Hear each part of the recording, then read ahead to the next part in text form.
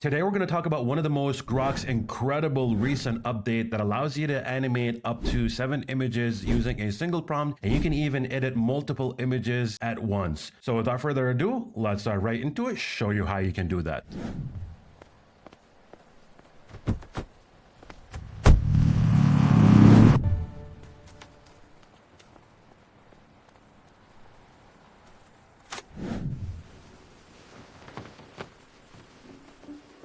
It's a sunny day today. Did you know we now have start and end frame in Grok? Wow, I didn't know that. Seems like fun. Now, before we dive deeper into this, I know what you're about to say. Grok is not free anymore. And honestly, it is what it is. But still, Grok is the best AI tool out there because it is the fastest, it is the easiest when it comes to generating images and videos. So we're not going to deny this fact, even though it has restricted the free version for all users. We are now locked into the paywall that we have to subscribe in order to continue using it. But at the same time, Grok is still the most incredible AI tool out there. And I'm about to show you what it's capable of. So let's get to it. For those of you who are looking for alternatives to Grok, I'm actually working on a tutorial that's going to show you how to use Grok 3, the previous model that is available for free by other platforms or websites that have adopted the previous model, allowing us to use it for free. So if you're interested in getting updates, first of all, make sure that you turn on notifications on my channel. Second, I want you to comment the word Grok 3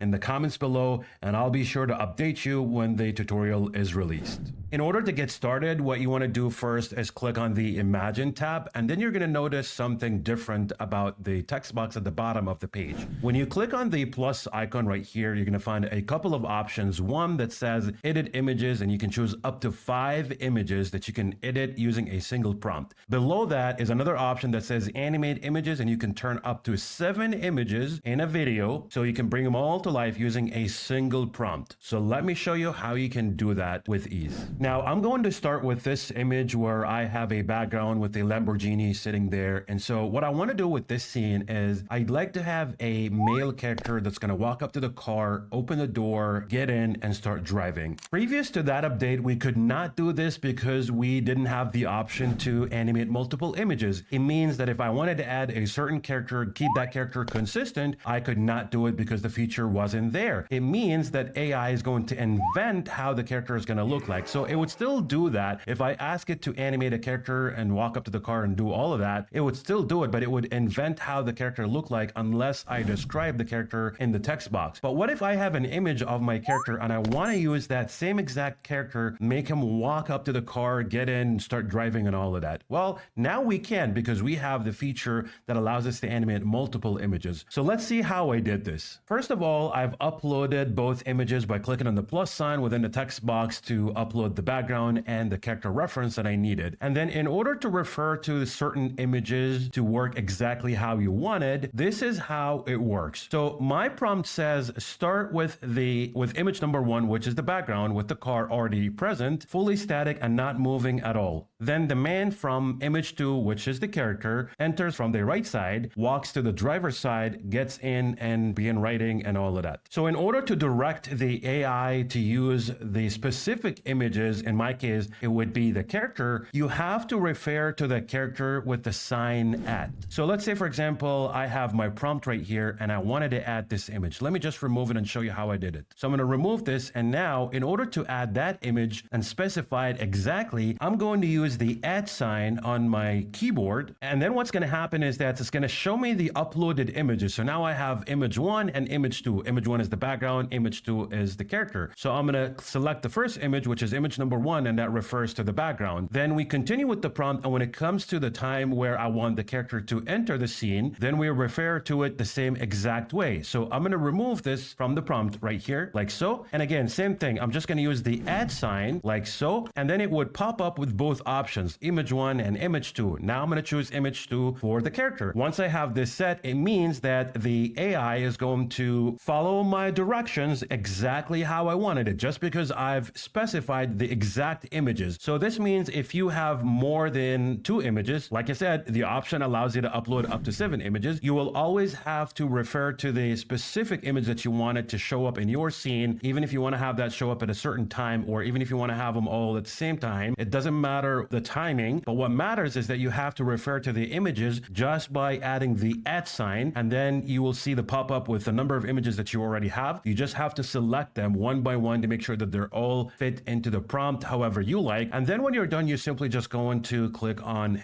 enter, and now I'm going to show you the result.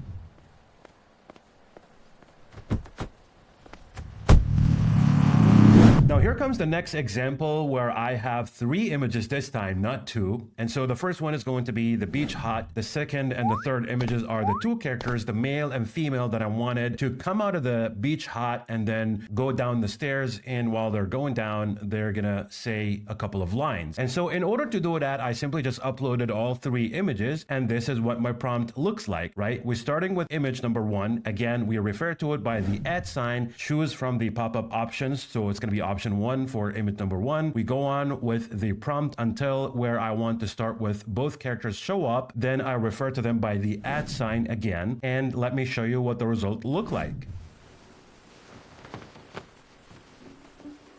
It's a sunny day today. Comes next, it's the burger scene, and you already guessed it, same exact steps by referring to images using the @ sign. This time I have a couple of images, the background, which is the burger shop, and the male character that's going to come out of the burger shop with a sandwich and a cola in the other hand. So let me show you how that looks like.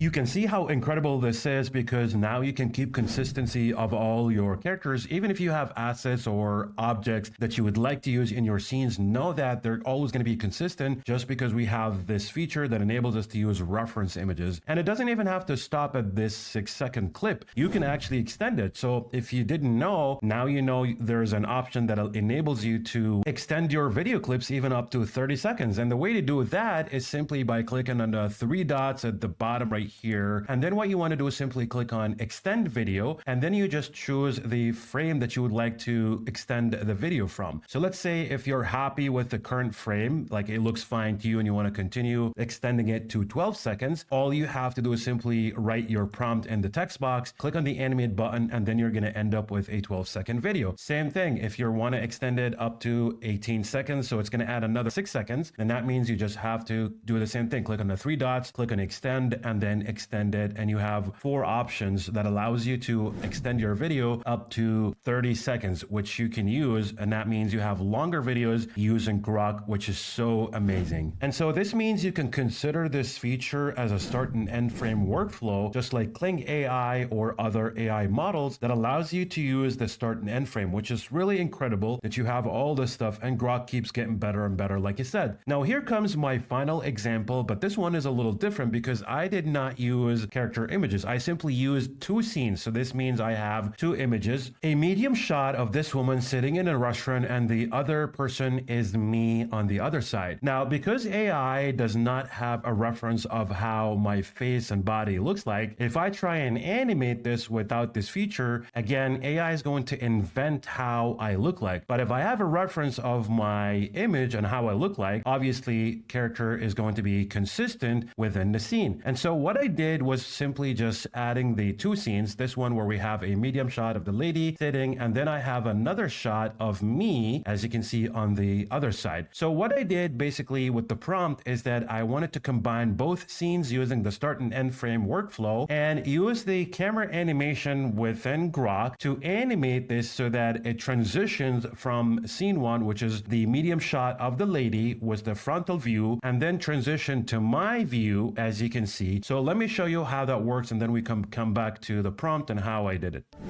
Did you know we now have start and end frame in Grok?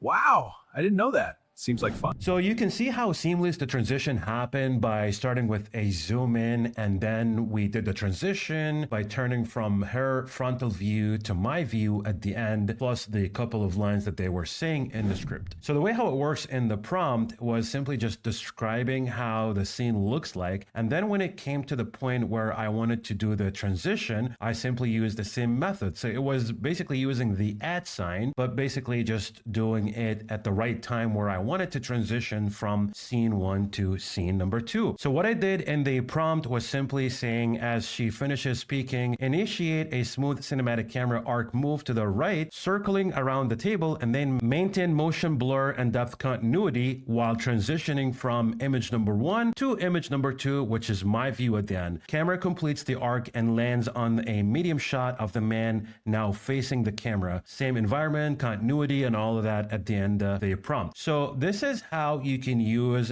Grok latest feature to take your videos to the next level by using this latest update and allowing your videos to be captivating and engaging to your audience, so you can keep up in the AI competition and leverage the power of your skills and talent using AI the right way.